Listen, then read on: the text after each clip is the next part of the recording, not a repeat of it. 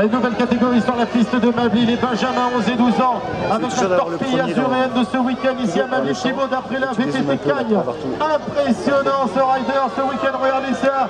Eh ben dis donc, je suis presque sans voix devant cette volonté de ce pilote de Macron. On va revenir maintenant à la deuxième place. Le 45, c'est Elliot Relais de Pont-Évêque également. Thibaut Koloskov avec son 45, mais un peu moins bien placé du coup dans ce quart de finale. La troisième position pour mon nom, peut-être Thierry Croix, c'est le numéro 24. Voilà, c'est confirmé pour la quatrième place. Eh bien, c'est un Stéphanois, Mathias Denotto. Mathias Denotto attaqué un petit peu à l'intérieur de notre Marchabeil. Antonin Maître, regardez le finish au forçage du pilote stéphanois qui se qualifie. Il y a Max Valentin au départ. Allez, encore un quart de finale dans cette catégorie des Benjamins avec notamment un très bon start de la plaque numéro 90, Bondu Maxime. Le Cavaillonnais devrait prendre l'avantage. Attention à Pinceur Damien, elle est sur les extérieurs. Le pilote de Pernay-Fontaine reprend le meilleur, prend l'avantage dans ce premier virage. Bondu est à la deuxième place pour le club de Cavaillon. Et ça revient là aussi avec Balestra Vito certainement à la deuxième position. Bondu troisième, ça change, beaucoup de changements. 3 pilotes sur les arrières pour une seule place avec Félix. Le pilote de Limonest, il était sur les extérieurs avec sa plaque numéro 50.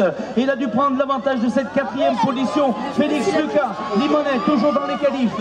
Et il devrait accéder aux demi-finales. Oh, il me glisse dans le dernier virage. Petite glissade pour le pilote, je vous disais, de Limonest. Il s'est revenu très très fort sur les arrières avec la plaque numéro 42 de Yes, que des Riders Tech sur cette grille de départ. Benjamin, Lucas Chapeau, et bien Antoine Vidal et Simon Chapelet. Gros crash là sur la première ligne, notamment avec Joris Pékin, pilote d'Orsine et Simon Chapelet. Malheureusement, on se relève déjà et le public devrait applaudir, s'il vous plaît, devant tant de courage des jeunes. En tout cas, Lucas Chapeau est leader devant Antoine Vidal, c'est de faire. Oh là là, ça se chatouille encore dans sur place.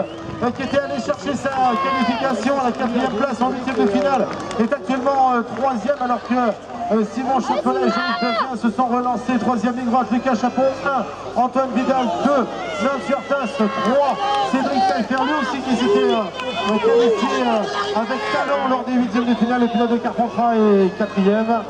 Et malheureusement, élimination de Simon Chapelet. Tu mets la caméra au-dessus de ce que tu as. Ça permet de voir le changement.